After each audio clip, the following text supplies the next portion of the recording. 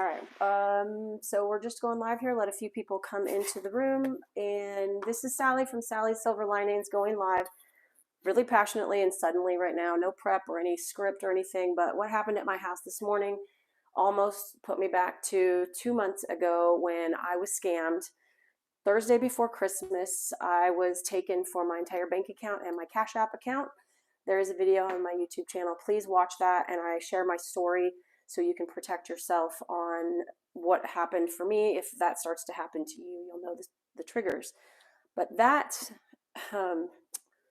negative experience, the silver lining is that it really has, like, not a day goes by that I don't think about it, that we don't, it's not affected me. It was depressing right afterwards. I've had to let it go and move on without those funds, which was everything I had. But William lives with me and my mom, and he was there watching that scam happen. To be honest, he was sitting there watching me, and he could see my heart sinking. But this morning I woke up and he was having something happen to him a little differently. But because of that situation that I went through, he stopped and did not get scammed. But what freaked me out was the fact that these scammers are getting good. They are everywhere. They're attacking everyone. And they went through a back door somehow into his computer, and it popped up a screen. So his normal login for his Charles Schwab automatically logs him in with no credentials required. It just knows his device and never asks him for passwords and things. It's just in his computer. Well, this is the first day it popped up a screen that looked like Charles Schwab. The logo was real. It looked legitimate, and asked him for his email and phone number to log in. So he thought, well, okay, I'll just go ahead and put that in. And that's where the story begins. And I'm going to let him tell you, but I'm here to just please wanting you to share this video, listen to what happened to him, go back and watch my video so you can learn as much as you can about these scammers, and we have to protect ourselves. I don't know how they're going to stop them, but it's happening so rampantly. And so here's what happened for him. And I'm hoping you can hear me. Yes, Sally, thank you. I got up usual time this morning and got on my laptop. Wanted to check my Charles Schwab account to see if I'd made or lost any money during the night. So I logged in, and this sign come up under Charles Schwab's signature that said, "You're unacceptable to enter your account." So it asked me for my email. I typed in the email. It asked me for my phone number, so I typed in the phone number.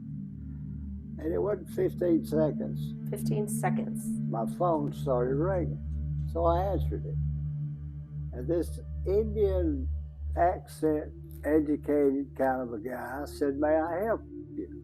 I said, "Yes, I'm unable to access my account. And what should I do?" He said, "Well, let me look it up for you." He said, "Yes, you're a long-time customer of ours, and I would like to take care of this for you." He said, "Someone in Miami has tried to access your account during the night." I said, "Oh, no, we can't have that. If you would please help me with it." He said, "Yes, I'll be happy to." Preying on your, like, needs. Yeah. Yep. Just so friendly and so eager to help. And so he said, "Here's what I want you to do." He said, "Go ahead and clear your browser and type in these letters." And he said, "Type in www. You wrote it down. MBHELP. help. .top. I thought, well, that's kind of an odd website, but I did it as he suggested, but I missed one of the dots. And he said, "Well, what do you see on your screen?" And I told him. He said, "No, that's wrong." He said, "Let's go through it again." So we went through the sequence again. I typed it in again. He said, "What do you see on your screen?" I said, "So and so." He said, "No, that's not right. Let's do it one more time." We did it again. He asked me what came up, and I told him, which it wasn't correct in his eyes. He said, "Clear your browser. I want you to go to your keyboard. And do you see the little window sign down in the lower left hand of your keyboard?" yes, I do. He said, you see the key next to that? It's got FN on it. I said, yes, sir, I see that. He said, hold that button down and type the letter R. And at that point in time, I was thinking about Sally all the time and her experience with a Indian-speaking guy, scammer that was, sounded educated, polite, mannered, well-mannered. So I just shut my computer off.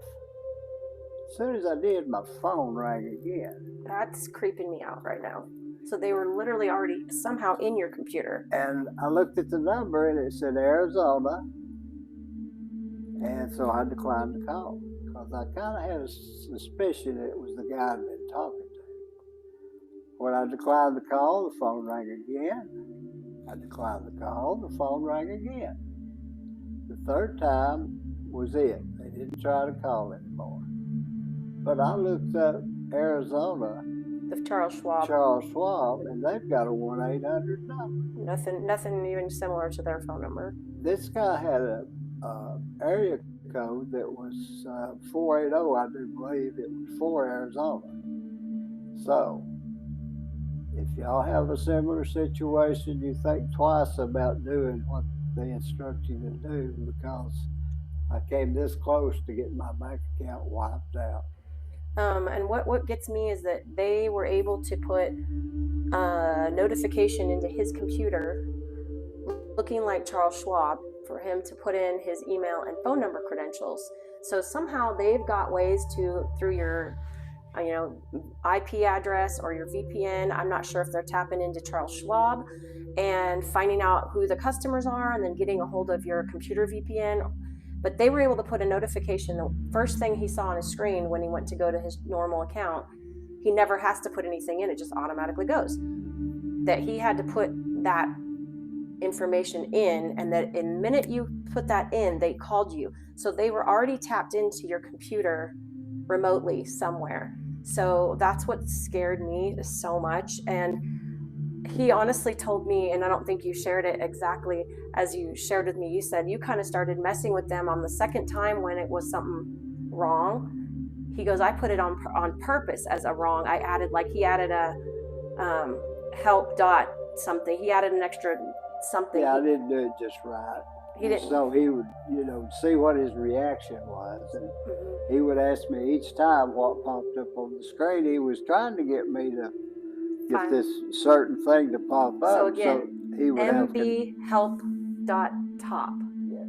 And www.mbhelp.top. That's what they asked him to put in. And that was probably going to give him control of my computer and everything in it. So, and then I don't know, the function R, was that function FNR he wanted you to push? Hold the FN button and then type the letter R. That might have been another way in because they were already in. I'm not that smart about the computer, but this guy seemed very well educated about it. So we avoided a tragedy today again. Yes, so the silver lining is from my scam experience that was awful. It helped me out tremendously. Helped him out, thank God. And first thing I said too is go onto a different computer and change your passwords, change your computer password, change every password and any access you have. So if this happens to you, make sure that you go through and change all of your access passwords on your devices, everything. Somehow, and this is an HP computer, it's not a MacBook, so I know like MacBooks are, I think, better protected.